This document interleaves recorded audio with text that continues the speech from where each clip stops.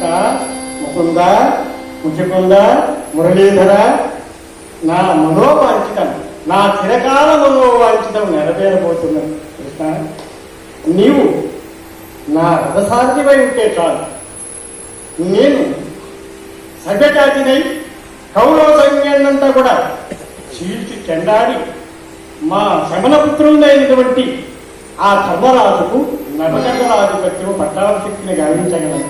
కృష్ణ, నాకు సారథివై, విజయసారథివై, పార్థసారథివై నా రథంలో ఉంటే చాలు కృష్ణ అని అర్థం చేస్తూ ఇలా అంటున్నాడు. సారథివై రథమేటు, సారథివై